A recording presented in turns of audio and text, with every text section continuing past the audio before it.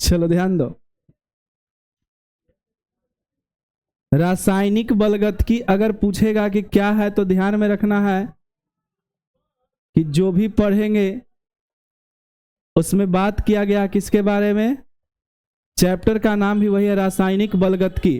कहते किसको है, तो रासायनिक बलगतकी है क्या, तो भौतिक रसायन की वह शाखा, किसकी शाखा होता है, भौतिक रसायन की वह शाखा जिसके अंतर्गत किसका अध्ययन करते हैं, अभिक्रिया के वेग तथा उसके क्रिया विधि का, यानी कि जिसमें अभिक्रिया का वेग और उसके क्रिया विधि का अध्ययन किया जाएगा उसको हम लोग क्या बोलेंगे, रासायनिक बलगतकी बोलेंगे।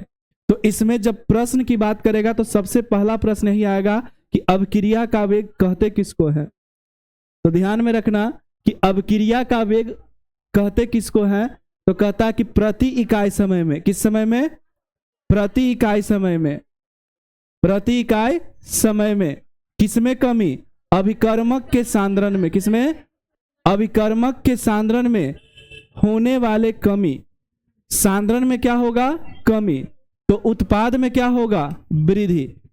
अभिकर्मक के सांद्रण में होने वाले कमी तथा उत्पाद में होने वाले वृद्धि को ही हम लोग क्या बोलते हैं बउआ, अभिक्रिया का वेग। क्या बोलते हैं, जैसे यहां पर लिखा हुआ है A + B बनेगा क्या, C + D, तो तीर के इस तरफ जो होता है उसको बोलते हैं अभिकर्मक, क्या बोलते हैं, और जो तीर के इस तरफ होता है इसको क्या बोलते हैं, उत्पाद, क्या बोलते हैं। तो कह रहा है कि इसमें क्या आएगा, कमी आएगा, और इसमें क्या आएगा, वृद्धि आएगा। क्या आएगा, तो कमी आएगा तो क्या लगाएंगे, माइनस का चिन्ह लगाएंगे। क्या लगाएंगे, जैसे ए सांद्रण है इसमें कमी होगा तो -dA/dt। बी भी हमारा अभिकर्मक है तो इसमें भी क्या आएगा, कमी, तो R2 = dB/ क्या हो जाएगा, dt। उसके बाद अगर बात किया जाए उत्पाद में होने वाले वृद्धि, किसमें वृद्धि, तब वृद्धि कहेगा तो क्या लगाएंगे, प्लस लगाएंगे। क्या लगाएंगे, तो उत्पाद में होने वाले वृद्धि को ही हम लोग क्या बोलते हैं, अभिक्रिया का वेग बोलते हैं। कहता है कि इसका SI मात्रक, अभिक्रिया के वेग का SI मात्रक क्या होता है, मोल प्रति लीटर सेकेंड। क्या होता है, मोल प्रति लीटर प्रति सेकेंड होता है। किसका SI मात्रक, अभिक्रिया के वेग का। अगला प्रश्न है कि अभिक्रिया के वेग को प्रभावित करने वाले कारक कौन कौन होते हैं। अगर देखा जाए कि अभिक्रिया का वेग क्या है तो उसको प्रभावित करने वाले कारक भी होंगे, यानी कि कुछ ना कुछ उस पर इफेक्ट डालेगा। तो सबसे पहला है अभिकर्मक का सांद्रण। क्या है, अभिकर्मक का सांद्रण, यानी कि अभिकर्मक का सांद्रण जो होगा अभिक्रिया के वेग को क्या करेगा, प्रभावित करेगा। तो कहता है कि अभिक्रिया का वेग जो होता है अभिकर्मक के सांद्रण के क्या होता है, समानुपाती होता है। समानुपाती का मतलब हुआ बउआ कि अगर E जल्दी घटेगा यानी अभिक्रिया का दर क्या हो जाएगा, बढ़ेगा। E जल्दी समाप्त हो गया यानी कि अभिक्रिया का वेग क्या हो गया, बढ़ गया। अगर E देर से समाप्त हो रहा था अभिक्रिया का वेग क्या हो गया, धीमा हो गया। तो अभिकर्मक के सांद्रण के समानुपाती E बढ़ेगा तो अभिक्रिया का वेग क्या होगा, घटेगा, और E अगर घटेगा तो अभिक्रिया का वेग क्या होगा, बढ़ेगा। उसके बाद सेकंड नंबर है ताप पर। किस पर, ताप पर। कहता है कि ताप बढ़ाने से अभिक्रिया का वेग कितना गुना हो जाएगा बउआ, 2 गुना हो जाएगा। क्या हो जाएगा, 2 गुना नहीं, अभिक्रिया का वेग क्या होगा, बढ़ जाएगा। कितना डिग्री सेल्सियस बढ़ाने से अभिक्रिया का वेग दुगना होता है, तो 10 डिग्री सेल्सियस। अगर जो पहले वाला टेम्परेचर होगा और उसमें कितना डिग्री बढ़ा दिया जाए, 10 डिग्री सेल्सियस, तो अभिक्रिया का वेग क्या हो जाएगा, दुगना हो जाएगा। उसके बाद आता है पदार्थ की प्रकृति पर। किस पर, पदार्थ की प्रकृति पर। कहता है कि पदार्थ की प्रकृति बदलने से अभिक्रिया का वेग क्या हो जाएगा, बदल जाएगा। हाँ, फिर से समझ लो, पदार्थ की प्रकृति बदलेगा तो बउआ अभिक्रिया का वेग भी क्या हो जाएगा, बदल जाएगा। जैसे लिखा गया है कि लोहा सोडियम की तुलना में, लोहा सोडियम की तुलना में जल से देरी से अभिक्रिया करता है। यानी कि बात कर रहा है लोहा, लोहा का क्या होगा, Fe। कह रहा है सोडियम, सोडियम का क्या होगा, Na। अगर दोनों को जल से रिएक्शन करवाया जाए, अभिक्रिया करवाया जाए, तो सबसे पहले कौन करेगा, तो सोडियम करेगा। क्या करेगा, क्योंकि सोडियम अधिक क्रियाशील है, किसकी अपेक्षा? लोहा की अपेक्षा। तो लोहा सोडियम की तुलना में जल से देरी से अभिक्रिया करता है। चौथा नंबर है उत्प्रेरक पर। कहता है उत्प्रेरक बदलने से सक्रियण ऊर्जा के मान में परिवर्तन होता है। किसके मान में परिवर्तन होता है? सक्रियण ऊर्जा के। तो बताए थे कि उत्प्रेरक होता क्या है, ध्यान से। उत्प्रेरक वह पदार्थ होता है जो अभिक्रिया में तेजी या क्या लाता है? कमी लाता है, लेकिन रासायनिक रूप से क्या रहता है? अपरिवर्तित। अभिक्रिया में या तो तेजी ले आए या तो कमी ले आए, लेकिन रासायनिक रूप से क्या रहेगा? अपरिवर्तित रहेगा। उसी को हम लोग क्या बोलते हैं? उत्प्रेरक बोलते हैं। क्या बोलते हैं? उत्प्रेरक बोलते हैं। नेक्स्ट आएगा अभिक्रिया के वेग का प्रकार, यानी कि जो अभिक्रिया का वेग होता है वो कितने तरीके से होता है? तो अभिक्रिया का वेग 3 तरीके से होगा। कितने तरीके से? एक होगा हमारा तीव्र, दूसरा होगा मंद, और तीसरा बोलते हैं मृदु या मध्यम। तो सबसे पहला नंबर है कौन सा अभिक्रिया बउआ? तीव्र अभिक्रिया। तो तीव्र अभिक्रिया का मतलब कहता है कि वैसी अभिक्रिया जो कुछ मिनट या सेकंड में संपन्न हो, यानी जिस रिएक्शन को समाप्त होने में कुछ मिनट या सेकंड का समय लगेगा, उसको हम लोग क्या बोलेंगे बउआ? तीव्र अभिक्रिया। जैसे लिया गया है AgNO3 यानी सिल्वर नाइट्रेट की अभिक्रिया किसके साथ कराया गया है? सोडियम क्लोराइड के साथ। तो बना है क्या? AgCl और प्लस में सोडियम नाइट्रेट। ये अभिक्रिया किस प्रकार की अभिक्रिया है? तो तीव्र अभिक्रिया। या कह सकते हैं कि सोडियम जल से अभिक्रिया करेगा, वो भी क्या है? तीव्र अभिक्रिया है। सेकेंड नंबर का जो रिएक्शन है उसको बोलते हैं मंद अभिक्रिया। कौन सा अभिक्रिया? मंद अभिक्रिया। यानी वैसी अभिक्रिया जिसमें क्या लगे? बहुत अधिक समय, मतलब जैसे महीनों का समय लग जाए, अधिक समय या कुछ दिन या कुछ महीनों का समय लगेगा, वैसे अभिक्रिया को हम लोग क्या बोलेंगे? मंद अभिक्रिया। जैसे लोहा में जंग लगना, क्या लोहा में जंग 1 दिन में लग जाएगा? 2 दिन में लगेगा? यानी कि इसमें कुछ दिन या महीनों का समय लग जाएगा। ऐसी अभिक्रिया को हम लोग क्या बोलते हैं? मंद अभिक्रिया। तीसरा में है मध्यम अभिक्रिया। कौन सा अभिक्रिया? मध्यम अभिक्रिया, या इसी को बोलते हैं मृदु अभिक्रिया। क्या बोलते हैं? मृदु अभिक्रिया। यही हमारा है मध्यम अभिक्रिया या मृदु अभिक्रिया। यानी कि कहता है कि वैसी अभिक्रिया जिसमें तीव्र और मंद अभिक्रिया के बीच का समय लगता है, यानी कि न ज्यादा समय लगे और न कम समय लगे, दोनों के बीच बीच का समय लगेगा, तो वैसे अभिक्रिया को हम लोग मध्यम अभिक्रिया या तो क्या कहेंगे? मृदु अभिक्रिया कहेंगे। क्या कहेंगे? जैसे एग्जाम्पल, चीनी को किसमें घोला गया है? जल में। किसमें? चीनी को जल में घोला गया, तो किसका निर्माण हुआ है? ग्लूकोज और फ्रुक्टोज का। किसका? ग्लूकोज और फ्रुक्टोज का। या कह सकते हैं कि ग्लूकोज का कितना बना है? 2 गो अणु। ये भी ग्लूकोज है, ये भी ग्लूकोज है, लेकिन इसको हम लोग नाम क्या दे दिए? ग्लूकोज, और इसका नाम क्या दे दिए? फ्रुक्टोज। तो ग्लूकोज और फ्रुक्टोज में टूटेगा, तो इसको हम लोग कौन सा अभिक्रिया बोलेंगे? मृदु अभिक्रिया या मध्यम अभिक्रिया। नेक्स्ट है तुम्हारा सक्रियण ऊर्जा किसे कहते हैं? इसके लिए व्यंजक प्राप्त करें। यानी कि एक बात कर रहा है कि सक्रियण ऊर्जा, इसी के लिए हमको क्या प्राप्त करना है? व्यंजक प्राप्त करना है। तो सक्रियण ऊर्जा होता क्या है? तो जैसे कि बताया गया है कि सक्रियण ऊर्जा वह न्यूनतम अवस्था है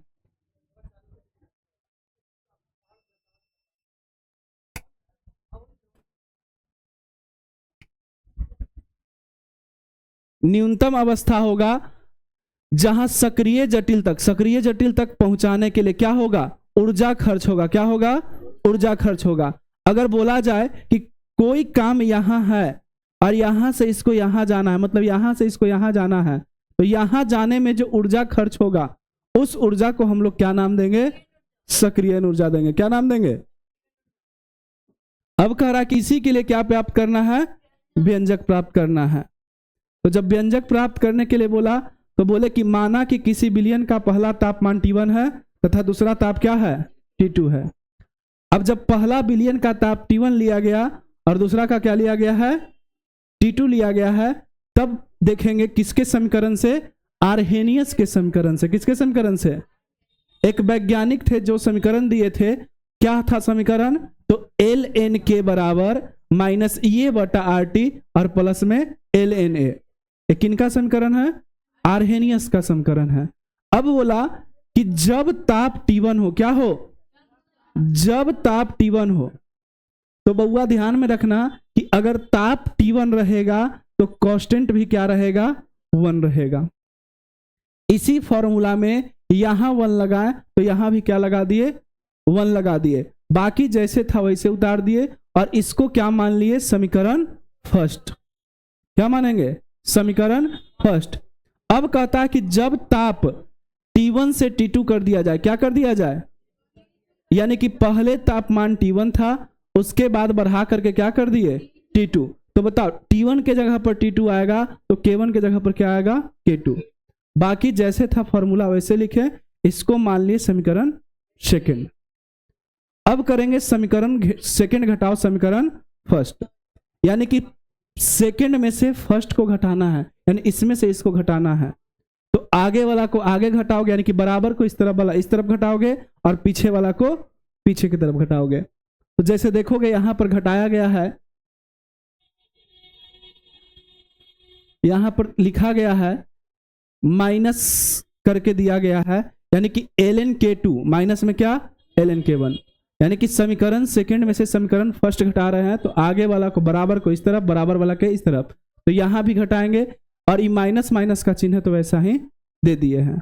यहां पर समझना क्या करना था, तो इसको अगर घटाएंगे तो वैसा ही लिखेंगे K2 माइनस K1, बराबर में देखोगे यहां पर लिखा हुआ EA और बटा में क्या लिखा हुआ है, RT2, प्लस में क्या होगा, ln A। अब बताइए माइनस माइनस क्या हो जाएगा, प्लस EA बटा RT1, और ई प्लस से किस में कन्वर्ट हो जाएगा, माइनस में। तो क्या ई प्लस और माइनस वाला कट जाएगा, तो इसको क्या कर देंगे, काट देंगे। अब यहां पर फॉर्मूला होगा, एक होता है formula log m minus log n, तो फॉर्मूला क्या होता है, log m बटा n। तो देखो कि सर m के जगह पर K2 है और n के जगह पर क्या है, K1 है, क्या है, K1 है। तो m के जगह पर K2 हो गया सर और m की जगह पर क्या हो गया, यानी कि K1, यानी कि K2 बटा K1। अब देखोगे माइनस EA बटा RT, और ये जो बचा उसको ऐसा ही को ऐसा ही क्या कर देंगे, उतार देंगे। अब आगे ध्यान देना कि इसमें इसको जैसे के जैसे लिखा गया। अब यहां पर EA बटा R क्या है, कॉमन है, इसमें भी EA बटा R है और इसमें भी EA बटा R है, इसको क्या ले लिए, कॉमन ले लिए, और माइनस वाला को पीछे भेज दिए और प्लस वाला को कहां ले आए, आगे, यानी कि ई माइनस वाला T2 को पीछे भेज दिए और T1 वाला को कहां लेके चलाएंगे, आगे लेकर चले आएंगे। इसके बाद और है थोड़ा सा, अब ध्यान देना, जो ईमान लिखा गया है यहां पर लिखा गया है ln K2 बटा K1 बराबर इतना, तो यहां पर ln का मतलब होता है, याद रखना, नेचुरल लॉगरिथम। क्या होता है, नेचुरल लॉगरिथम, जिसका मान कितना होता है, 2.303 लॉग, यानी कि ln के जगह पर हम लोग क्या रखेंगे, तो 2.303 लॉग रखेंगे, पूरा का पूरा ln के जगह पर क्या रख दिया गया है बुआ, 2.303 लॉग K2 बटा K1 बराबर में जैसे था वैसा ही वैसा ही लिख दिए। अब बताओ मान को केवल क्या कर देना है, नीचे भेज देना है, यानी कि ये जो 2.303 है इसको कहां भेज देना है, नीचे, और इसी को हम लोग क्या बोलते हैं, सक्रिय ऊर्जा के लिए व्यंजक। क्या बोलेंगे, सक्रिय ऊर्जा के लिए व्यंजक। तो ई तुम्हारे लिए कितना नंबर का प्रश्न है, 5 नंबर के। तो इसको एक बार और समझना कि करना क्या है।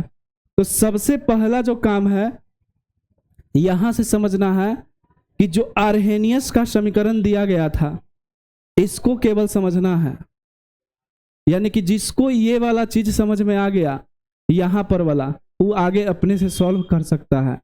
यानी कि ये जो दिया गया आर्हेनियस का समीकरण, इसको बस याद रखना है, ln के बराबर माइनस EA बटा RT और प्लस में ln।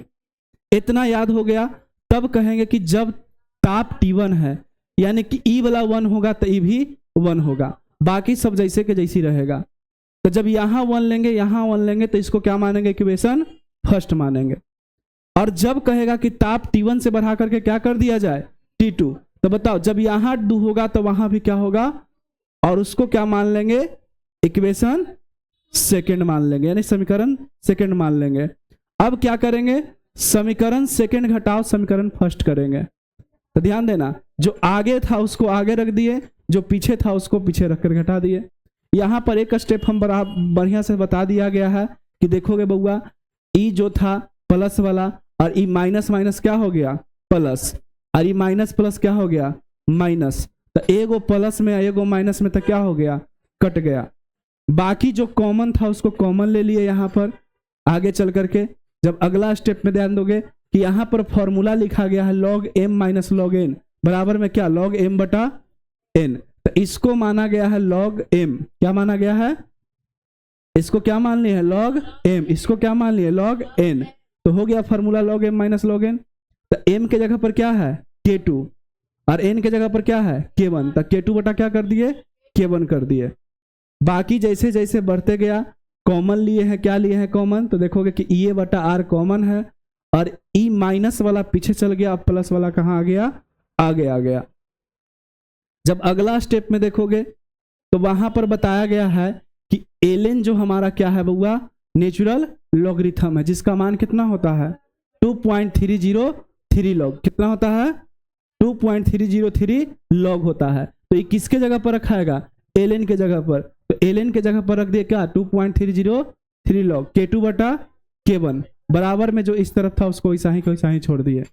अब ध्यान दो, ईमान को कहाँ लेके चल जाएंगे नीचे, तब बनेगा कुछ log k2 बटा k1 बराबर में EA बटा 2.303 r इंटू में 1 बटा T1 माइनस 1 बटा, यही है क्या सक्रिय ऊर्जा के लिए व्यंजक।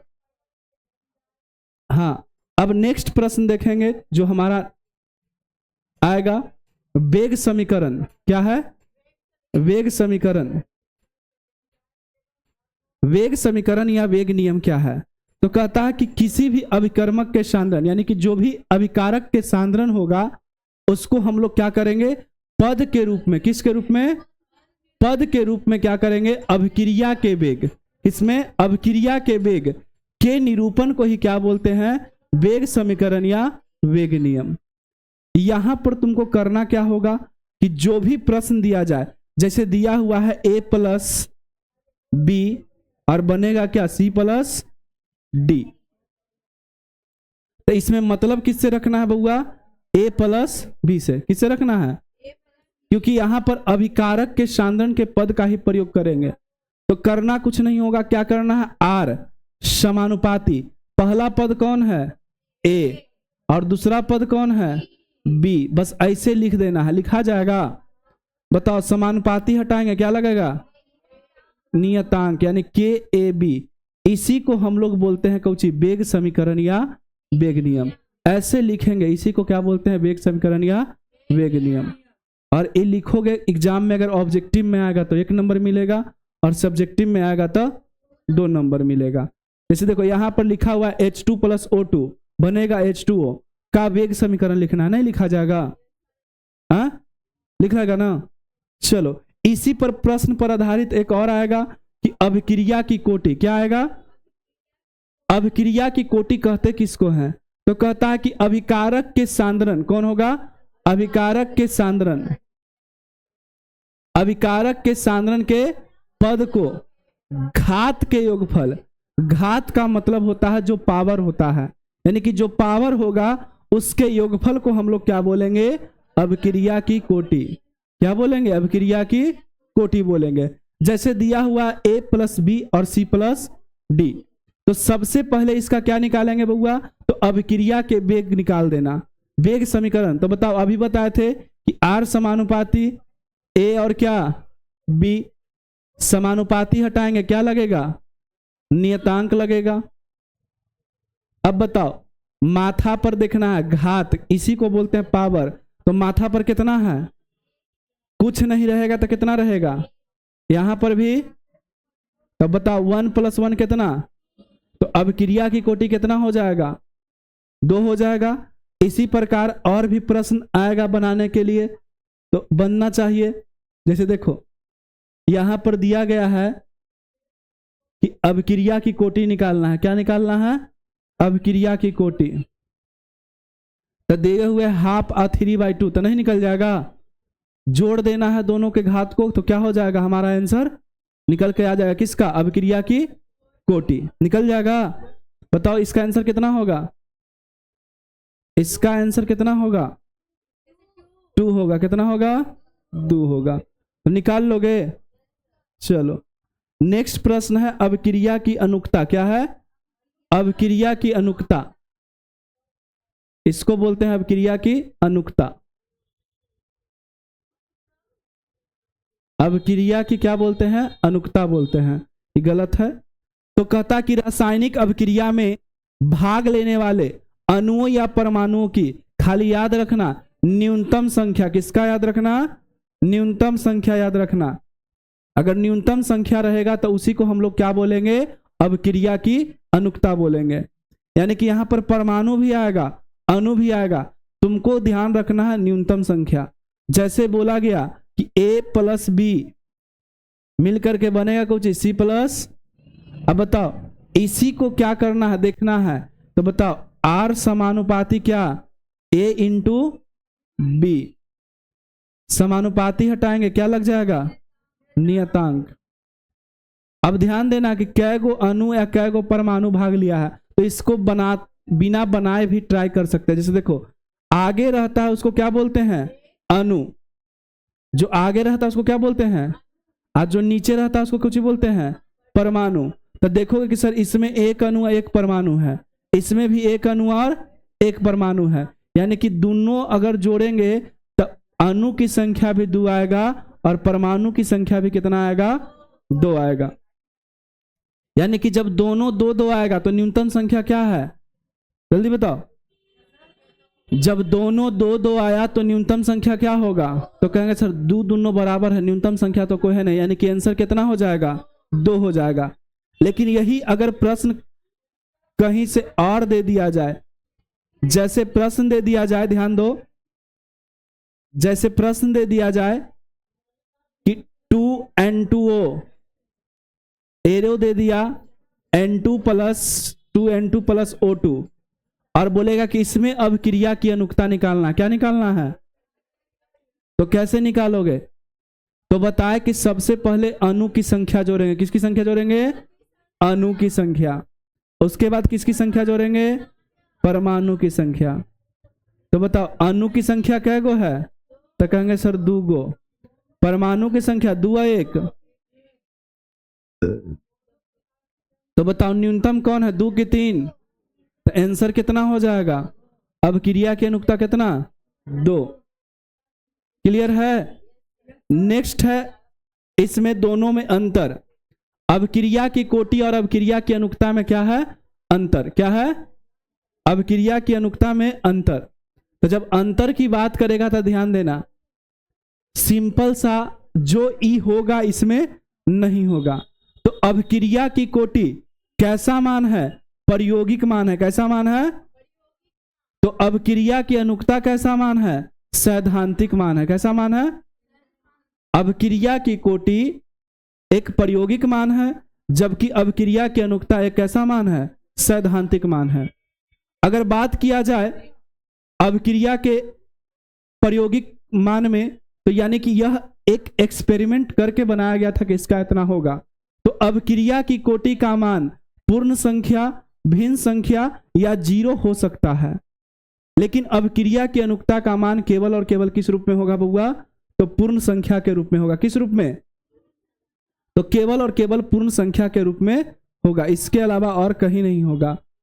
तो देखो इसका मान शून्य, पूर्णांक या भिन्न हो सकता है, इसका मान हमेशा एक पूर्ण संख्या ही होगा। और तीसरा नंबर है कि अवक्रिया की कोटि का मान 3 से अधिक हो सकता है, लेकिन अवक्रिया की अनुक्ता का मान 3 से अधिक नहीं होगा। यानी कि इसका मान 3 से अधिक होगा और इसका मान 3 से अधिक नहीं होगा। तो ये है अवक्रिया की कोटि और अनुक्ता में क्या बउआ? अंतर। फिर से यह एक प्रायोगिक मान है, जबकि यह एक क्या है? सैद्धांतिक मान है। यह क्या है? इसका मान शून्य भी हो सकता है, पूर्ण संख्या भी हो सकता है, भिन्न संख्या भी हो सकता है, लेकिन यह केवल किस में होगा? पूर्ण संख्या के रूप में। इसका मान 3 से अधिक हो सकता है, लेकिन इसका मान 3 से अधिक नहीं होगा। इसके बाद हमारा प्रश्न आएगा शून्य कोटि की अवक्रिया। कौन सा अवक्रिया? शून्य कोटि की अवक्रिया। तो शून्य कोटि की अवक्रिया क्या कहता है बउआ? कि जब किसी रासायनिक अवक्रिया का वेग अभिकारकों के सांद्रण के कितना घात होना चाहिए? शून्य घात। कितना घात? यानी कि 0 घात के समानुपाती होता है, तब उसे क्या बोलते हैं? शून्य कोटि की अभिक्रिया बोलते हैं। अगर 0 घात के समानुपाती होगा तब उसे क्या बोलेंगे? शून्य कोटि की अभिक्रिया बोलेंगे। जैसे देखोगे विशेषता इसकी क्या है, तो इसमें अभिक्रिया की दर अभिकारकों के शुरुआती सांद्रण पर निर्भर नहीं करता है। बताए थे कि इसमें जो निर्भर करेगा वह किस पर करेगा? सूर्य के प्रकाश पर। किस पर निर्भर कर रहा है? सूर्य के प्रकाश पर। यानी कि जो ये रिएक्शन देख रहे हो कि H2 + Cl2 मिलकर बनेगा HCl, यह इन दोनों पर निर्भर ना करके किस पर निर्भर करता है? तो सूर्य के प्रकाश पर। किस पर? सूर्य के प्रकाश पर निर्भर करेगा। इसलिए इसको हम लोग क्या बोलते हैं? शून्य कोटि की अभिक्रिया। यानी कि जब अभिक्रिया का वेग अभिकर्मक के 0 घात के समानुपाती होगा तो उसको क्या बोलेंगे? शून्य कोटि की अभिक्रिया। अगला नंबर है छद्म कोटि की अभिक्रिया। कौन सा है? छद्म कोटि की अभिक्रिया। इसमें कहता है कि ऐसी अभिक्रिया जिसकी अनुकता कितना? 2 या 2 से अधिक। अनुकता कितना होना चाहिए? 2 या 2 से अधिक। लेकिन रासायनिक प्रयोग में उनकी कोटि कितना होना चाहिए? 1। अगर कोटि 1 होगा और अनुकता 2 या 2 से अधिक होगा तब उसको हम लोग क्या बोलेंगे? छद्म प्रथम कोटि की अभिक्रिया बोलेंगे। क्या बोलेंगे? जैसे देखो, कारण यह तब होता है जब एक अभिकारक बहुत अधिक मात्रा में, यानी कि 2 अभिकारक मिल रहा होगा तो उसमें से एक अभिकारक क्या होगा? बहुत अधिक मात्रा में होगा। क्या होगा? बहुत अधिक मात्रा में मौजूद होगा। इसलिए उसकी सांद्रता में कोई परिवर्तन नहीं होता है। जैसे यहां पर देखोगे लिया गया है कौची बउआ, तो एथिल एसीटेट। क्या लिया गया है? इथाइल एसीटेट की अभिक्रिया किसके साथ? जल के साथ। तो यहां पर जल की मात्रा क्या हो जाएगा बउआ? ज्यादा। क्या हो जाएगा? इसलिए इसकी कोटि कितना हो जाएगा? शून्य। क्या हो जाएगा? शून्य। तो देखोगे साफ नीचे लिखा गया है बउआ कि यहां जल H2O की मात्रा क्या है? अधिक होने के कारण वेग केवल किस पर निर्भर करेगा?